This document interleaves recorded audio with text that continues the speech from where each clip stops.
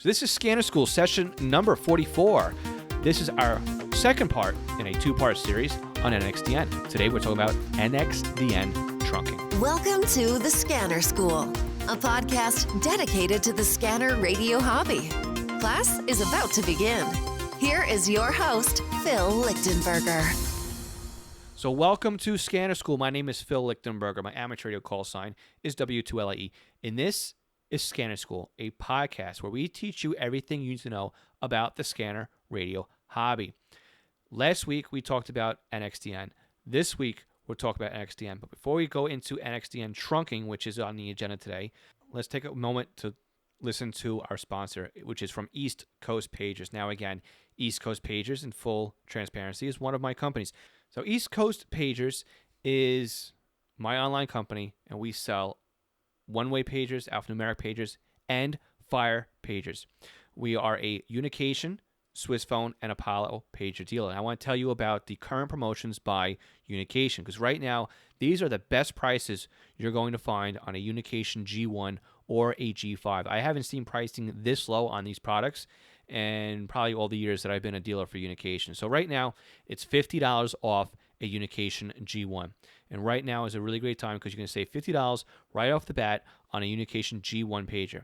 Now, if you're a department looking for pagers, there's a free extended warranty program on 20 plus units on a G1. And you can stack that with your $50 off. So now you're really getting a full 5-year warranty and the $50 off. Now, if you have P25 in your area and you were kind of saving up for that new G5 unit, good news, they're $100 off. So you can go out now and you can buy a G5 pager for the price of the G4. What's the difference between a G4 and a G5? The G5 adds either VHF or UHF to the 700, 800 receiver on the pager. So where the G4 is just 700, 800, the G5 gives you VHF or UHF. Now, all Unication G1 pagers ship with a spare set of 10-energy batteries from East Coast Pagers. All G-Series pagers that we sell ship with spare belt clips, and we also do complimentary programming of your department and fireground channels, and we also send these out to you for free shipping on a G-Series pagers. So we also have custom quotes for your personal use or your department's use, and we also accept tax-exempt and purchase orders. So go to eastcoastpagers.com, eastcoastpagers.com to look at what we have and our details on the current promotions. But I also want to thank those who are sponsoring Scanner School directly. We have a brand new Patreon supporter, and I want to just thank them so much for coming forward and coming and supporting us on a monthly basis. William Arcand, I really hope I said your name right. William Arcand, thank you so much for being our newest Patreon supporter. You have joined great support from Mark Beebe, Kenneth Fowler, MT Bono, James Felling, and now William has also joined as one of our Patreon supporters. If anybody else wants to help support Scanner School, we have multiple ways you can help support us at scannerschool.com/support. Patreon is basically a PBS model where you pledge to give some money on a monthly basis. But we also have a one-time donation via PayPal. Or if you're an Amazon shopper like I am and I buy everything on Amazon, we have a link in our website too where you can just come to our site, you click on that link, then you do your shopping at Amazon, and we make a small affiliate fee on anything that's purchased from Amazon. And the best part about these affiliate things we've set up, these are products usually that we recommend. Like I said, I love Amazon. That's why I partner with them to do some of this stuff. We also have Butel. So if you're looking at programming your Uniden or Radio Shack radio and you're looking for some software, Butel has some great software. We're also an affiliate for Butel. If you buy their product using our link, we'd also make a small commission on that as well. These are great ways to help support Scanner School, and it doesn't come at any additional cost to you if you use one of our links. So thank you so much, William, and everybody else who is a Patreon supporter. Now, with that all out of the way, let's talk NXDN. Last week we talked about NXDN, introduction to NXDN, and what it was. So if you have missed that episode, I strongly recommend you go back and listen to session 43 of Scanner School at scannerschool.com/session 43. Now, there's a lot of notes that go along with NXDN, and I want to make sure that you're able to find those. So if you go to last week's session or this week's session online, either at scannerschool.com/session43 or scannerschool.com/session44. You will see all of the show notes and also the sources that I've used to gather all this information, because there's a lot of information out there. This was a long weekend of actually doing some research on NXDN to make sure that I had it straight in my head so I could talk to you guys about it. And, this is a second of 2 parts, and, this is going to be a little bit crazier than last week. So hopefully you guys are straight. You guys are good to go from last week's into this week. So as a little bit of a refresher, NXDN stands for Next Generation Digital Narrowband. And NXDN was created in 2003 by a joint venture between ICOM and Kenwood. And really it was developed to satisfy the FCC reframing of the VHF and UHF spectrum in the United States to go from 25 kilohertz wide transmissions to 12.5 kilohertz wide transmissions. And the basic part of NXDN was supposed to be easy for SMRs or the services for mobile radios to take their existing analog systems or their existing LTR systems and grow it out into NXDN. So a lot of the back end of NXDN, a lot of the hardware, and even some of the way how NXDN works, especially in the trunking world, is based upon the previous technology. So with FDMA, which is what NXDN uses. Again, we talked about FDMA last week, but FDMA is basically frequency division multiple access.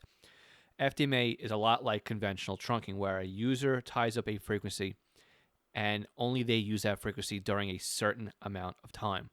Other technologies like P25 Phase 2 or Moto Turbo or DMR use TDMA. So the technology is a little bit different. And there's 3 main flavors of NXDN. And we talked about this all last week. There's the NXDN standard, which is part of the CAI, the Common Air Interface. There's Kenwood's version, or their flavor, or their fork, I guess how you want to think about it. And Kenwood's flavor is called NextEdge. It's NEXEDGE. And ICOM's flavor of NXDN is called IDAS. That's ICOM Digital Advanced Systems, IDAS. So the NXDN standard calls out for support for 6.25 kilohertz or 12.5 kilohertz channel spacing and bandwidth. NextEdge, also 6.25 and 12.5. But IDAS only supports 6.25 kilohertz. Now, we're going to remember this in a minute, because now we're going to talk about trunking. So just like previous versions of trunking that were out there, Motorola and EDAX and LTR, you can have single multi-site trunking. You can have individual call, group call.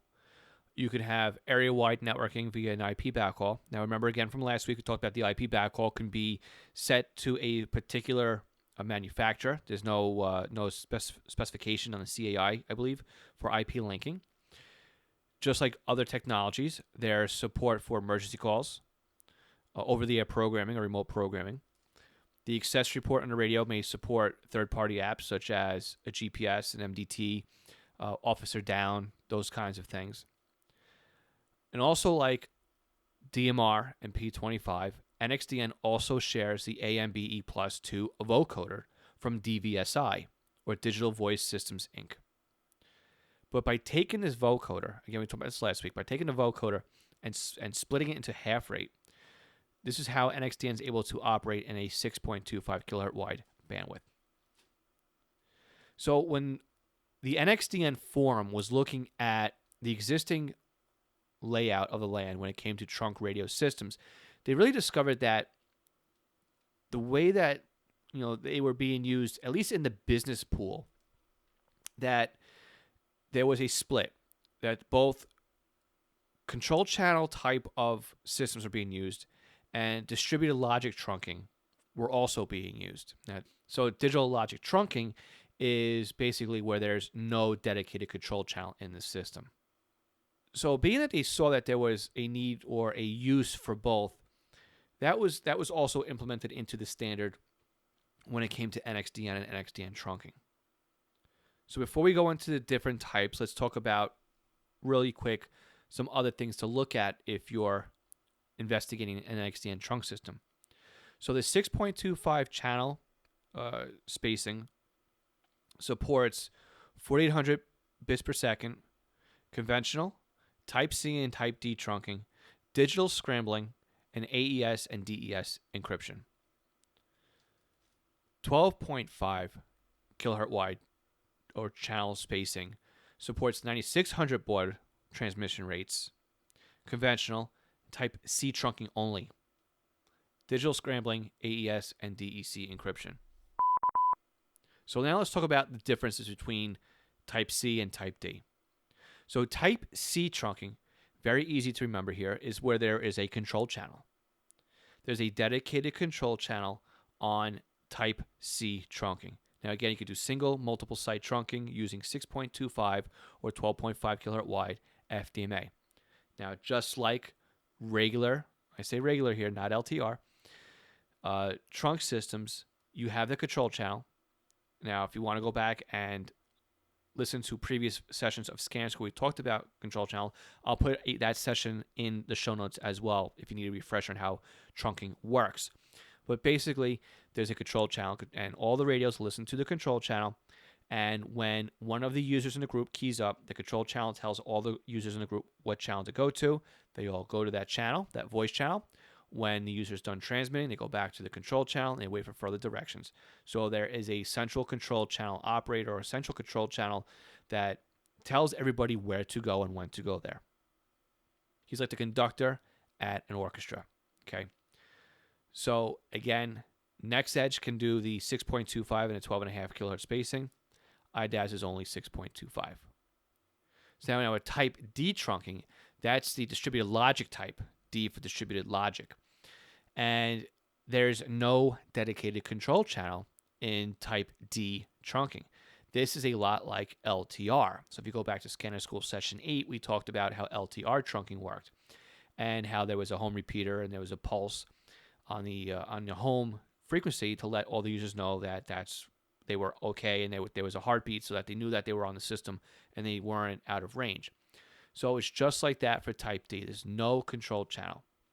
Any frequency in the pool can become a voice channel. Now again, it's good for single or multi-site trunking, but again, this is only for 6.25 kilohertz FDMA. So also like LTR, on a IDAS Type D system, users are assigned to a home channel. This is a channel everybody sits and waits for directions on, and typically will stay on the home channel if there is any activity. You have three different types of build-outs. You have a global, a regional, and a local. Now, if you're looking at your scanner, you're never going to see the G, the L, or the R designation. If you look in radio reference, you might find in the notes whether or not it's a local, a global, or a regional system. As far as your scanner is concerned, it really doesn't matter. If you look at the system with an SDR and using something like DSD Plus, you will see the L, the G, or the R in the report, and that's usually to the left of or before the trunk system ID.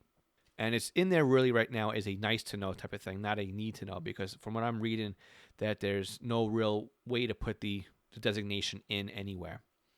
So another thing to remember too is when you're looking at NXDN is the channel numbers. And what you'll look at too is that the RAN of the voice channels will match the site number that they are associated to.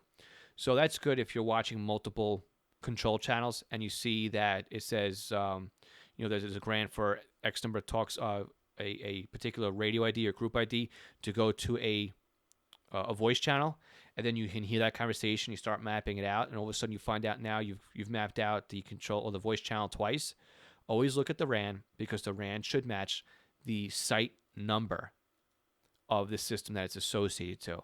It's an easy way to help you map out a voice channel or a group on a home repeater. So in order to kind of help you along too, if you go to radio reference, there's a user there and he goes by Eric Cottrell, which I guess is his full name. And he has done a lot of homework and finding out a lot about how the trunk system works.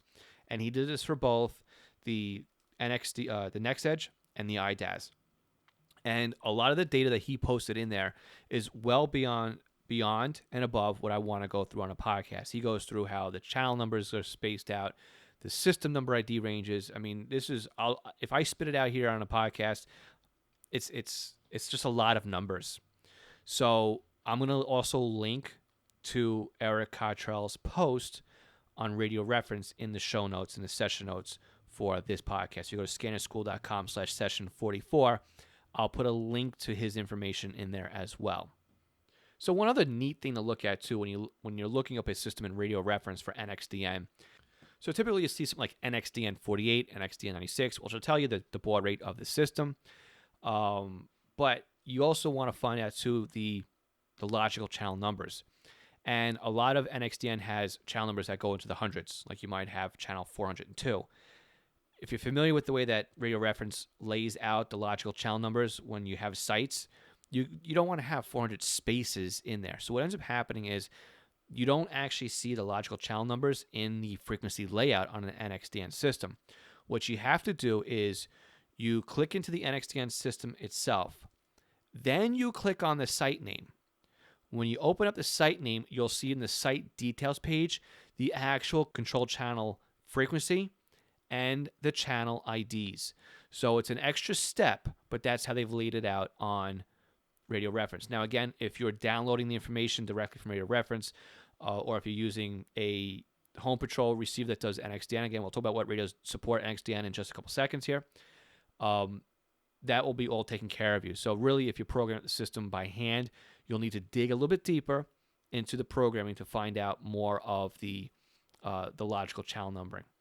So another great resource out there to find out what NXDN systems might be in your neighborhood is by going to the Kenwood Communications Digital Networks page. And again, we'll put a link to that in the session notes. And basically what happens is you bring up this map and you zoom in to where you live, and it will tell you who owns the main community repeater, I guess, in the neighborhood. So from there, you can then go on Radio Reference and find out more about an NXDN system, or if you find out that there's a system on that page that doesn't yet exist in Radio Reference, this is a good opportunity to start really digging into the hobby and start mapping out the NXDN system. So how are you going to map out this NXDN system? What are you going to use? What radios out there will allow you to do that? First of all, you can get a Whistler TRX or TRX2 scanner. They will monitor NXDN out of the box with no extra upgrades or patches to buy. But I have been reading that a lot of people have been complaining that you have to put your scanner into conventional mode, conventional NXDN, in order for it to properly operate on any NXDN system. I'm guessing it's due to the timing that when the radio leaves the system and then comes back again, it may have a little bit of issues. So I actually haven't had a chance yet to play around with my TRX1 on an NXDN system because, again, like I mentioned last week, oil deliveries really aren't anything I enjoy listening to, and that's really all there are in my NXDN system here. We don't have any type of public safety information going on or anything that's really too interesting, so to speak. So you can listen to it on a Whistler TRX1 or TRX2. You can also monitor NXDN via a Uniden SDS 100, an HP 436. I'm sorry, BCD 436 HP, and the BCD 536 HP. However, you will need to pay for an upgrade in order to monitor NXDN with one of the Uniden radios. So it's an additional cost in order to monitor NXDN. Now, if you're looking for a really cheap and affordable way to monitor NXDN, you can go out and get an SDR. So I have a brand new SDR card that I just purchased. Now I'm going to leave that out there as a teaser because there is a video coming on how to install it and set it up. And there'll also be a podcast on this device coming up. So I'm going to just leave that in there as a teaser. But you can use a affordable SDR dongle, which is about $30 when I bought mine. And you can use some free software or paid software. I use DSD Plus. And by using DSD Plus, you can then map out the system and use a couple of SDR dongles to listen to what's going on an NXDN system, and it works very well.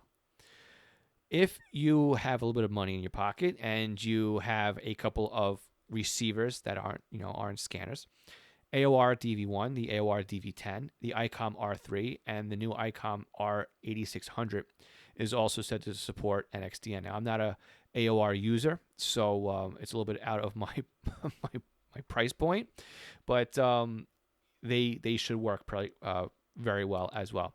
I don't believe they work in trunking. I think they only work in conventional, but I could be wrong on that one. Now, again, you could also go out there and buy a radio made by the manufacturer. You can go out there and buy a Kenwood or ICOM radio and set them up yourself, and they should work as well. So, again, that in a nutshell is NXDN Trunking. I know we kind of like skirted off the top of it, but I tried not to get too far into the weeds here because I like to leave this podcast open enough so that if you're driving, I'm not going to have you nod off and hit the guardrail. So anyway, that's our quick down and dirty on NXDN Trunking. All right, guys, I really hope that you've enjoyed this podcast. This, again, just wraps up our conversation on NXDN Trunking. Next week, we have another interesting podcast out there. So if you haven't yet subscribed, I really recommend taking out your phone right now, if that's what you're listening to, and hitting that subscribe button. If you're online and you're listening to us on the web, you can do that very easily as well. Just go and click on our mailing list. And by joining our mailing list, not only will we tell you weekly what podcast was released, but also if there's any type of contests that we have running or anything that we find that might be of interest to you. Normally, we send you an email just once a week just to let you know what's going on.